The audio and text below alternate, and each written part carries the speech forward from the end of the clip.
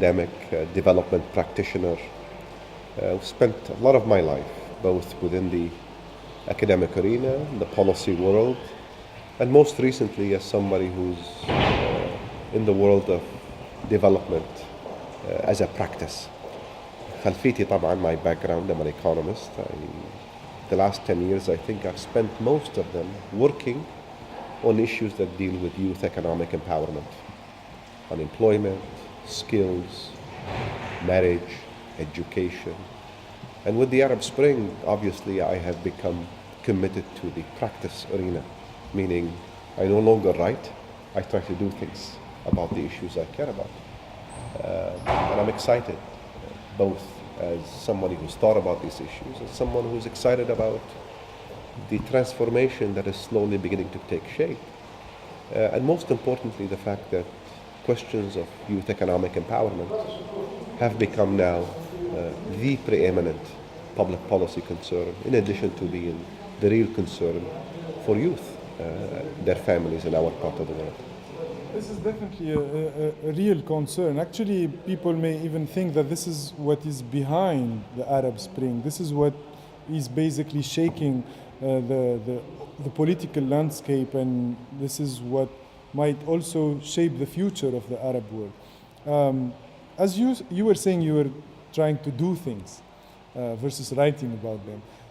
Can you give us an idea on what is actually working in the Arab world?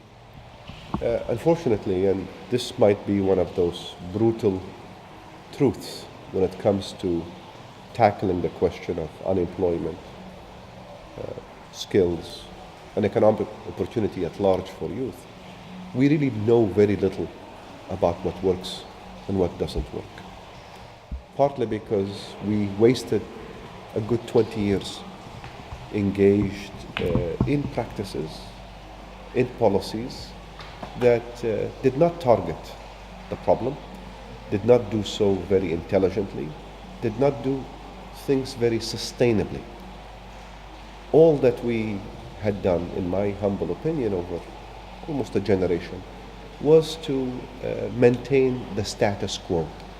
Public sector jobs, production of education through public sector institutions, little financial inclusion, little financial development, little bottom-up development of micro enterprises, SMEs. And so at this particular moment when this issue has become the preeminent concern and perhaps the biggest threat to the stability of these transitions, we also recognize that we know very little. We have to do everything from scratch. There might be some lessons individually, might be some international experiences that are relevant, but we need to now begin to discover how to sustain and expand economic opportunities for the young in a way that is consistent with their aspirations, with their size in the population, and with the observation that this is not a 1 or a 2 year mission. This is a 15, 20-year mission. And most importantly, to do so in a way that supports the political transition in countries going through change, and one that does not also endanger stability in countries that may not be going through a full-fledged political transformation. And so this is an exciting moment, but it's an incredibly challenging moment because we're discovering on the job. We have an opening now to do things in a way we couldn't before. And I think that calls for a lot of creativity, a lot of innovation in how we think and in how we tackle this problem. I'm hearing that you're saying that we're kind of starting late in the process. Do you remain optimistic? I'm very optimistic. I think I went on record very early on in the wake of the Arab Spring in saying that the Arab Spring finally arrived, but it arrived about a decade late. Many of these issues we're talking about now are issues that at least I remember very forcefully and very convincingly, at least within the arena that I practiced and wrote within, had become already alarm bells for the region and for many countries in this region a decade ago, at minimum. For the Arab Spring to arrive a decade later suggests very logically that there have been some missed opportunities. In fact, one can label the last decade as being a lost decade. With it, lost opportunities, lost reforms, and with it also, unfortunately, added complexity to the dimensions of the problem. Youth economic empowerment today is no longer about jobs only. It's about quality of jobs. It's about a whole transition of youth from being education completers to job seekers, to family members, to household independent actors, to being active participants in this society. A lot of issues with a lot of complexity, with lost opportunities, and unfortunately also minimal resources in terms of what the outside world is willing to do, given the global recession, what Europe is going through, if you think of a country like Tunisia or Morocco. And so, yes, the Arab Spring finally arrived, but the problem has become all the more difficult, and the context for it all the more challenging politically. This calls precisely for what I was trying to suggest earlier: creative, non-traditional, innovative approaches to tackling this in a new political and an economic context. During the last decade, we've seen some universities who were originally based in other parts of the world starting to be implemented and starting to train and educate a new generation of Arab leaders. You've been involved in the Dubai School of Government. I know that this experience hasn't been going on for a long time, but what would be your initial assessment around that? I remain firmly of the belief that organic projects have the best hope of being sustainable over time, of really connecting with society at large, and of ultimately serving the goals for which education organizations have been created. So I do firmly believe, as a result, that wholesale transplantations of outside forms might appear suitable, but until they become organically situated, they will be under continuous threat of becoming irrelevant, becoming distant, becoming detached. Having said that, I've also learned another lesson in the process of observing the experience of bringing outside institutions to this region, and that is the lesson of the importance, the preeminent, overriding importance of academic freedom, which requires such projects, any projects, whether it's a think tank, an institute, a university, to be fundamentally protected from political interference. I think this is at the core of what will differentiate institutions, what will give them longevity, what will give them dynamism. And it turns out that achieving their autonomy might, to some extent, require not only having organic roots, but also attaching those projects to structures that are independent, that are strong. And so while we might not view outside institutions as being organic or authentic, they come with a tradition of autonomy and independence that is very important, that can stand the test of time, that gives such projects, I think, not just sustainability and longevity from the perspective of what they do, but will give them also the authenticity that we want in our academic research and teaching organizations. My question now is to Tarik, the Libyan scholar, Tarik from Libya. As a Tunisian, I'm admiring the Libyan people for their strive to build a new society. And I was extremely happy when I saw that Libyans elected a political class that's composed of people who have university degrees, of people who are knowledgeable about the issues. And this is, I feel, is quite unique in the region. We didn't see that in Tunisia. We didn't see that in Egypt. First, how would you explain that? And then second, do you think this new political class will be able to overcome the current challenges? I think in Libya, the challenge in the transition is probably twofold. I would argue even more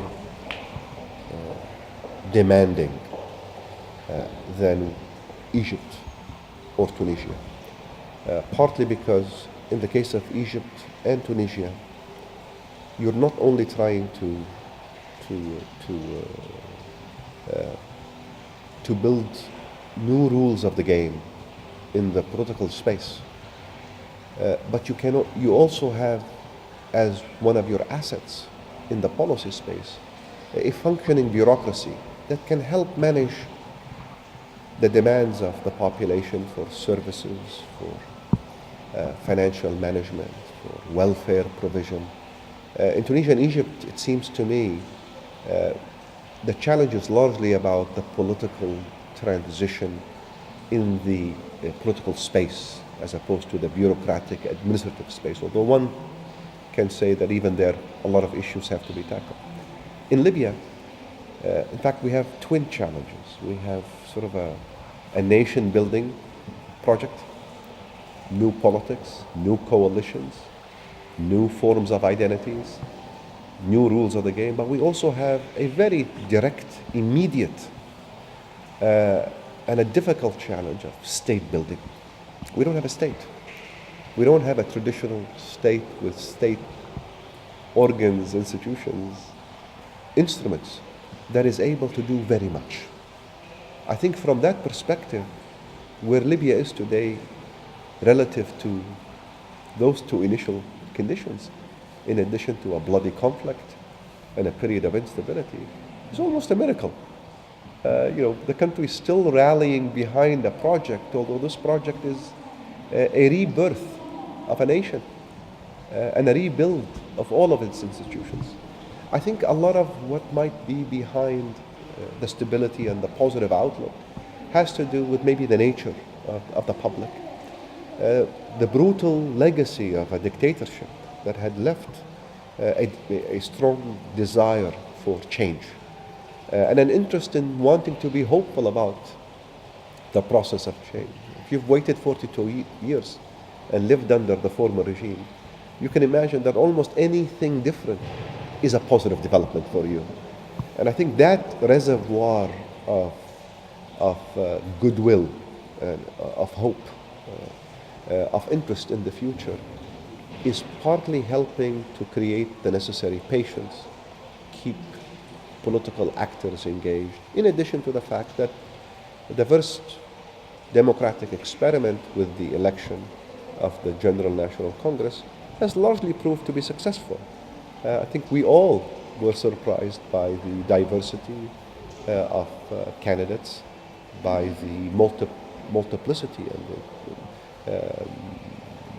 the inclusion of men, women, young and old, educated, former government civil servants. I think this bodes well, even though I think we do expect, I do expect as a Libyan and I do expect as an academic and an analyst, that this short-term transition in Libya, in Tunisia and Egypt is going to be volatile, it's going to be bumpy, it's going to be difficult, and it's not a 1 or a 2 month short-term transition. We were labeling the countries of the former Eastern Europe and Central Asia transition countries for almost 10 years after the fall of the Berlin Wall. And these are countries that had Europe next to them, supporting them. Imagine in the case of Libya, or Tunisia or Egypt, where the initial conditions are difficult, the outside world doesn't have the resources or the attention to help you and stand with you, and you have a number of very polarizing and fragmenting issues, the role of religion in politics, questions of the legacy of the past and what national reconciliation, transitional justice.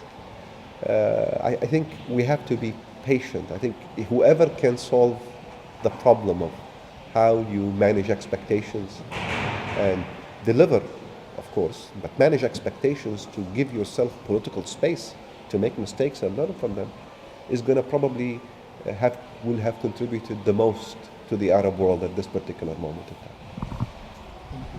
Tarik, you've been a Harvard student and you are now part of the Harvard Arab Alumni Association. Can you tell us first about your experience as a student in Harvard? What was the added value, I would say? But then also the situation of Arab students within Harvard and the situation of the alumni, the Arab alumni within Harvard. I think when I went to school at Harvard in the early 1990s, the number of Arab students across the entire campus with all the schools, institutes, was countable. We all knew one another. Not more than one department had more than one student, for sure. And there was very little by way of a community.